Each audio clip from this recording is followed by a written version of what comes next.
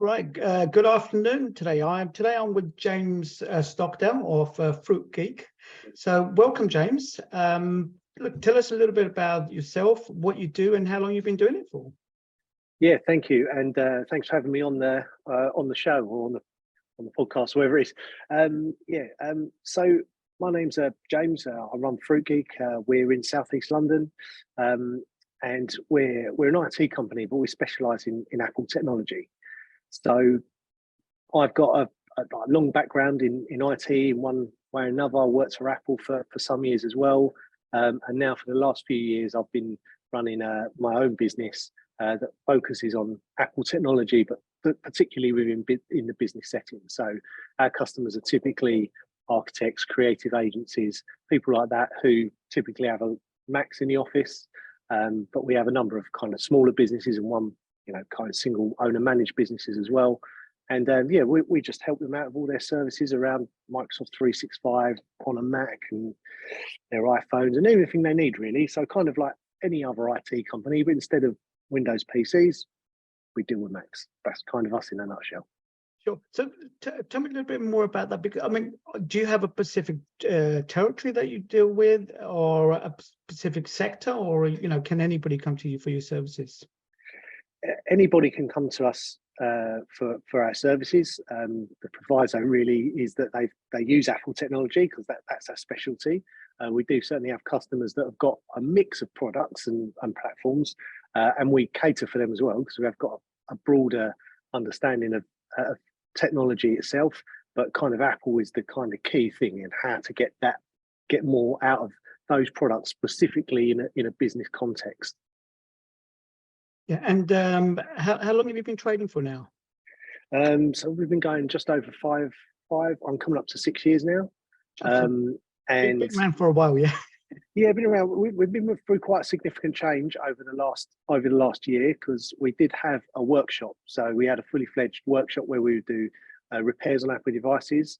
But without going into lots of detail about that and the way the market's changed and the way and the demand for our services was, we've kind of pivoted that now to become more like an MSP. So we ended up deciding to close the workshop because we now get our repairs done either directly with Apple or with another provider when they're needed. And we focus on kind of like business strategy and the IT support. Most of it's done remotely now. So we don't really have a particular geography. Most of our customers are based in London, home counties and Kent. I do have one or two customers that travel internationally. That's not a problem by time zones because, like I say, 99% of what we do now is all done remotely. And we have a nice little system so that every customer is basically on the same set of platforms that we can manage. And then it makes their life really easy and it makes it really easy for us to support them as well. Excellent, thank you. Well, look, just on a slight tangent, tell me, who's the first person that sort of comes to your mind when you think about success? Now, interestingly, it's actually not someone anyone else would necessarily know, but actually a friend of mine who's in business, who I met some years ago through doing martial arts. So we used to do martial arts together. We met through that, but he's become a close friend of mine, and he's been very, very successful in business. And I think because when you actually, it's all very well, you see people on Dragon's Den, you see very successful people on TV. When you actually know someone, when you get to meet someone who is a really sort of like down to earth kind of person, very personable, you become friends with this person, you understand, and they become very successful in business. You get to see it for real, if that makes sense. And these are the kind of people that I think become like a real genuine inspiration because you can see how they've done it. You can see they've done well. You can see that a lot of the stereotypes you get around, you've got to be like the bad boy in business or the bad girl, or people always ripping other people off. And when you actually know someone that's, got great ethics, got great drive and has done very well, then I think that's really sort of like my kind of inspiration. When I think of someone who's successful, they've got, they've got it all. They've got very happy home life, and they've also done very well at work. And I that's something I really aspire to have as well. Yeah, great. And it shows you, if you know someone like that, that's all possible. And really, if you can maybe follow in their footsteps or do or replicate what they're doing, then everything's within reach. Excellent. Yeah, absolutely. And let's talk a little bit about COVID, because obviously you guys have been, well, we've all been through this, but you've been working through this. Were there any business changes, you'd consider that COVID-19 made a necessity? Yeah, well, I think that really it's shaped the business, and it's really given us a new direction. It was a very challenging time for us, as it was for so many other people over the COVID period. But I think what we realised out of it is that previously we had kind of these two strands to the business, which is one was kind of repair and one was kind of more sort of support, IT support and strategy. And what we noticed is that when we had to do everything remotely, we had to work harder to do more things remotely, and then we realised that it wasn't as problematic, and actually that fitted for more people than we realised, and also it allowed us to see the real peaks and troughs in the repair side of the business and the challenges within that, because there was much higher overheads to that because of stocking parts and having staff to do those jobs and stuff like that. So actually, out of the pandemic, although we managed to get through it, it was a trialing time. We suffered. Some of our customers didn't come off so well and ended up closing, so that impacted on us and we lost their business. But we've also been able to pick up new businesses who really needed some help getting themselves organised for home working and what have you, getting their technology in order. And then out of that, now we've decided to really focus on that part of the business, because actually that's when we add more value. I think it probably plays more into my sort of more kind of longer experience and exposure to technology as a whole, and working in IT for 20 years plus. And also it gives longevity to us as a business. So rather than the peaks of troughs of like, well, we're waiting for someone to break something essentially, or something to fail till they bring it and then we fix it. Actually, there's plenty of places that can do that, and Apple can do that, and we can partner with them to do it. Where we've decided our business is better placed is to look and take a longer term approach and work more closely with businesses over the next year, 2 years, and for as long as they like, so we can really become partners and make sure they're getting the most out of their technology all of the time. And that's given us a much more sort of like consistent business, and probably much better prospects for future, and probably better for our customers as well. Yeah, so that I mean, what I'm getting from that is that you've had lots of learning, lots of experience there. Okay, but taking that into account, taking COVID into account, and taking your overall experience of being an entrepreneur, running your business, what would you say are your biggest learnings?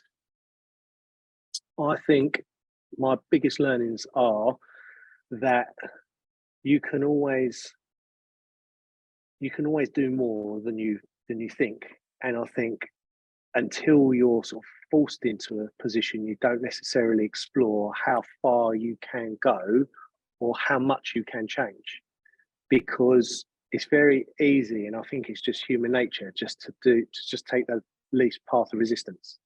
So you're generally always going to continue doing what you know, and what's easy and what's comfortable, because it works. It's not until you go through something like COVID and you have to really seriously make those changes that you realise actually some of these changes are really to the benefit and actually more efficient. And now I've done it that way, it's not scary, and that's the way I'll do it from now on. So I think there's definitely positive to be got out of the whole scenario. Yeah, I think you're talking a lot there around sort of comfort zones, which is fantastic to hear. You're obviously expanding, and with all the learnings from COVID and everything else, so that's excellent. And what are your aspirations for your company for the next 5 years? So my aspirations for the company over the next 5 years is really to cement within the next year, is to really kind of cement our place as like an MSP. So where we've been, a bit of this, bit of that, we're now really focused on becoming the MSP for Apple technology. So we've got a really good client base now. We get great feedback from our customers, and so what we want to do is we're going to be far more proactive this year in terms of increasing our client base, and then over the next 1 to 5 years to increase that build our staff. I want to really kind of focus on how we build an efficient business and keep overheads to a minimum, because another thing I learned from COVID is it's easy to add overheads, but when things change, overheads aren't easy to change or get rid of.